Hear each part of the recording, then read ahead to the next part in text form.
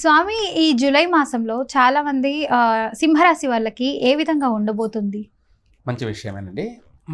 ఈ యొక్క ఆషాఢ మాసం జూలై నెలలో సింహరాశి వారికి అంత అనుకూలంగా లేదండి. ఏ పని చేసినా కూడా చికాకులతో కూడుకొని ఉంది. అంతేకాకుండా ఇంపార్టెంట్ పనులు ఏవైనా సరే వాటి జోలికి వెళ్ళకపోవడం మంచిది. ఎవరైనా ఏదన్నా పెట్టుబడి పెట్టి ఏదైనా వ్యాపారం చేయాలనుకున్నారనుకోండి, ఈ మాసంలో చేయకపోవడం మంచిది. నష్టపోయే అవకాశమే ఎక్కువగా ఉంది.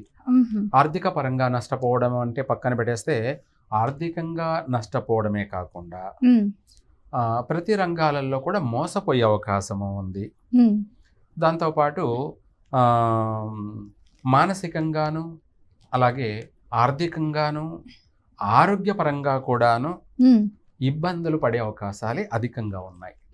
అందుకనేసి ఏ పనైనా చేసే ముందు ఆచితూచి అడుగు వేయడం, అలాగే మంచి చెడులు తెలుసుకొని, లేదంటే ఒక గైడెన్స్ ప్రకారంగా ఎవరైనా పెద్దల సలహా తీసుకొని, అది కూడా మంచి వాళ్ళ యొక్క సలహా తీసుకొని ఏదైనా సరే ఒక పని చేసే ముందు ఇది చేయొచ్చా చేయకూడదా అని తెలుసుకొని చేయడం మంచిది.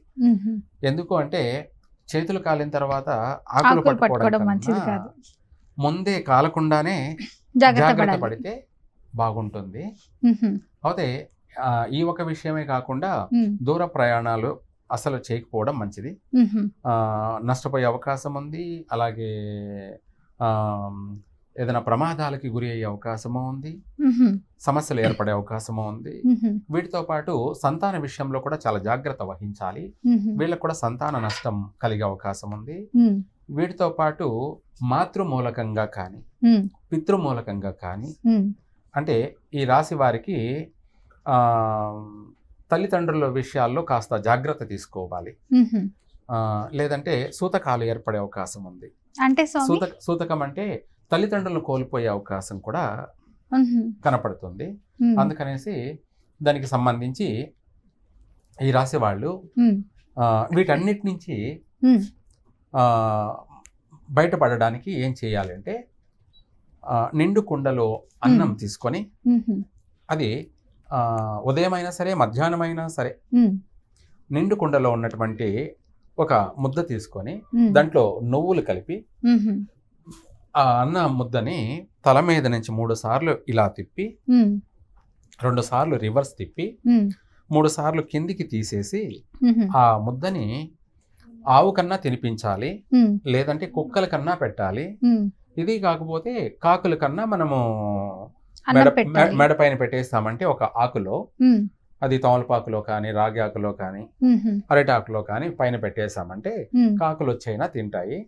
ఇవి తిన్నట్టయితే ఆల్రెడీ మన కర్మలన్నీ కూడా అవి తీసేసుకుంటాయి.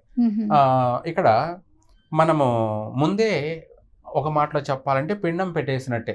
అంటే ఇంకా మనకు నష్టం జరగకుండానే మనం ఇవి అన్ని వీటి నుంచి తప్పించుకొని తిరుగుబాటు దన్నిటి సుమైనట్టుగా మన ఇంట్లో సూతకాలు కలగకుండా, మన ఇంట్లో ఎవరికి నష్టం జరగకుండా ఉండడానికి, మనకు కూడా నష్టం జరగకుండా ఉండడానికి ఈ రెమెడీ చేసినట్టు అయితే వాటి అన్నిటి నుంచి మనం బయటపడతాం. మరి పొలిటీషియన్స్ కి కానీ స్వామి, విద్యా రంగంలో ఉన్న వాళ్ళు, మాలాంటి యాంకర్ రంగంలో ఉన్న వాళ్ళు, సినీ రంగం వాళ్ళు, సో వీళ్ళందరికీ ఎలా ఉండబోతుంది స్వామి? విద్యార్థులకు వచ్చేటప్పటికి కొంచెం కష్టపడితేనే వాళ్ళకు ప్రతిఫలం కలుగుతుంది. రెండోది సినీ రంగ కళాకారులకు ఏంటంటే వీళ్ళకు కూడాను అంతంత మాత్రమే, అంటే వాళ్ళు ఎంత శ్రమ పడినా ఎంత కష్టపడినా కూడా ప్రతిఫలం అనేది శూన్యం. కాస్త ఓపికగా వెళ్ళడమే అంతే తప్ప వేరేమీ లేదు. తర్వాత రాజకీయ రంగాల్లో ఉన్నటువంటి వాళ్ళకి ఏంటంటే అధికమైనటువంటి నష్టాలు కలిగే అవకాశం ఉంది.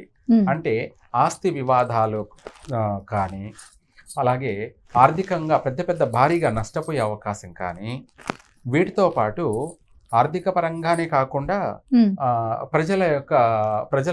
ప్రజలలో వ్యతిరేకత రావడం కానీ, వాళ్ళకన్నా పై అధికారుల వల్ల వీళ్లకు మాటలు పట్టింపులు జరిగే అవకాశం ఉంది. అంటే అవమానాలు ఎదురయ్యే అవకాశం ఉంది. కాబట్టి ఇటు ప్రజల్లోనూ అవమానాలు ఎదురయ్యే అవకాశం ఉంది. అలాగే ఉన్న అటువంటి అధికారంలో ఉన్నటువంటి ఆ చుట్టూ అధికారుల వల్ల వాళ్ళ దగ్గర కూడా అవమానాలు పొందే అవకాశము ఉంది. కాబట్టి వాటి నుంచి కూడా మనం బయటపడడానికి వీలైనంత వరకు ఈ రాశి వాళ్ళు గురి గింజలతోటి ఒక 108 గురి గింజలు, ఈ 108 గురి గింజల్ని మనము ఒక ఎరుపు జాకెట్లో మూటగట్టి, అలాగే మనకు ఆదివారం రోజు కానీ మంగళవారం రోజు కానీ మన శరీరం అంటే మన బాడీ ముందు తల నుంచి పై నుంచి కింది వరకు తగిలిచ్చి కిందికి 3 సార్లు తీసేసి వాటిని హోమంలన్నా వేయడం కానీ, లేదంటే పారే నీళ్ళల్లో అన్నా వేయడం కానీ, అదే కాకపోతే ఆ గురి గింజల్ని పుట్టలో వేయడం కానీ చేసినట్టు అయితే ఆర్థిక పరమైనటువంటి నష్టం జరగకుండా లాభం పొందే అవకాశము ఉంది. అంటే ఆర్థిక నష్టం జరిగేది కాస్త లాభదాయకంగా సాగుతుంది ఒకటి. రెండోది అవమానాలు జరగకుండా ఎవరైతే అవమానించి ఉన్నారో గతంలో కూడా వాళ్ళ దగ్గర మళ్ళీ సన్మానం పొందే అవకాశాలు కూడా ఉన్నాయి. అంటే ఈ అన్నిటిని శత్రు వినాశనము, నరదృష్టి ప్రక్షాళన, ఆర్థిక పరమైనటువంటి అభివృద్ధి కొరకై ఇది ఉపయోగపడుతుంది. ఇందాక చెప్పిన రెమెడీ ఇది చేసినట్టు అయితే చక్కగా కలిసి వస్తుంది. రెండోది ఈ రాశిలో వాళ్ళకందరికీ కూడా ఆరోగ్యపరమైనటువంటి విషయాల్లో కూడా చాలా జాగ్రత్తగా వ్యవహరించాలి. ఇదే కాకుండా ఎవరితోనైనా సరే వీలైనంత వరకు శత్రుత్వానికి అవకాశం ఇవ్వద్దు. అంటే వీళ్ళు కూడా మాట్లాడేటప్పుడు అంటే మిత్రత్వంగానే ఉండాలి. సో వాళ్ళని ఒప్పించకుండా మాట్లాడితే సరిపోతుంది. వాస్తవం. మాట్లాడేటప్పుడు మనం జాగ్రత్తగా చూసుకొని మాట్లాడడం మంచిది. అలాగే కోపతాపాలకి పోకూడదు, ఎందుకంటే వీళ్ళకే నష్టం జరిగే అవకాశం ఉంది. అంటే వీళ్ళే కోపడి వీళ్ళే నష్టపోయే అవకాశము ఎక్కువగా ఉంది. కాబట్టి అంటే ఏ టైంలో వాళ్ళతో ఏం అవసరం వస్తుందో తెలియదు, అందుకని కొంచెం మాట కూడా కొంచెం జాగ్రత్తగా మాట్లాడాలి. భార్యాభర్తల మధ్య కూడా గొడవలు కొట్లాట్లు జరిగే అవకాశం ఉంది. అందుకనేసి భార్యాభర్తల మధ్య కూడా అవగాహన కోసమై వీలైనంత వరకు అంటే మనము ప్రతిదానికి తొందరపాటు లేకుండా కొంచెం ఓర్పుగా మౌనంగా వెళ్ళడం మంచిది. ఎందుకంటే కాలం కలిసి రానప్పుడు మౌనంగా కూడా మనకు మంచిది. జీవితం అనేది నష్టం కలగదు. రెండోది వచ్చేసి మనకు ఎటువంటి నష్టాలు వాటిల్లవు. లాభం లేకపోయినా పర్వాలేదు కానీ నష్టం లేకనంటే చాలు. కాబట్టి ఈ రెమెడీ చేసుకుంటే ఈ చికాకులు ఈ బాధలు ఏం లేకుండా సో మాట అదుపులో పెట్టుకొని మాట్లాడితే ఎలా ఉన్న ప్రాబ్లం ఉండదు. తర్వాత సింహరాశి వాళ్ళు వృశ్చిక రాశి వాళ్ళతోటి ఎటువంటి పార్ట్నర్షిప్ పనికిరాదు. తర్వాత జ్యేష్ఠ మాసం అంటే ఆల్రెడీ వెళ్ళిపోయింది అనుకోండి. అవును స్వామి. సింహరాశి వాళ్ళకి జ్యేష్ఠ మాసం అనేది ప్రతి సంవత్సరం కూడా ఘాతు మాసం అన్నమాట. జ్యేష్ఠ మాసంలో ముఖ్యమైనటువంటి ఇంపార్టెంట్ పనులు చేయకూడదు. పోయిన నెల జ్యేష్ఠ మాసమేనమాట. తర్వాత ఇదే కాకుండా ఈ రాశి వాళ్ళు శనివారం రోజున ఇంపార్టెంట్ పనులు చేయకూడదు. ఘాతు వారము సింహరాశి వాళ్ళకి శనివారం మంచిది కాదు. కాబట్టి ఇంపార్టెంట్ పనులు ఏదైనా సరే, అసలు చిన్న పని అయినా సరే పెద్ద పని అయినా సరే ఏదైనా సరే శనివారం రోజులు అసలు చేయకూడదు ఎవరు సింహరాశి వాళ్ళు. దీంతో పాటు మూలా నక్షత్ర జాతకులతోటి ఎటువంటి పార్ట్నర్షిప్ పనికిరాదు. అంటే వివాహపరంగా జీవిత భాగస్వామి కావచ్చు, లేదా బిజినెస్ పరంగా పార్ట్నర్షిప్ కావచ్చు, లేదంటే ఫ్రెండ్షిప్ కావచ్చు. వీళ్ళతో ఎంత దూరం ఉంటే అంత మంచిది. ఎవరితో? మూలా నక్షత్రం వాళ్ళతో. తర్వాత వీళ్ళకు మకర లగ్నము అనే ముహూర్తం బ్యాడ్ టైం అన్నమాట.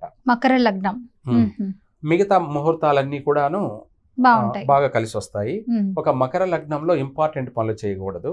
మిగతా ముహూర్తాలన్నీ కూడా గుడ్ టైమ్స్ అన్నమాట, కలిసి వస్తాయి చక్కగా. ధన్యవాదాలు గురుగారు, చాలా చక్కగా చెప్పారు. సర్వే జన సుఖినో భవంతు.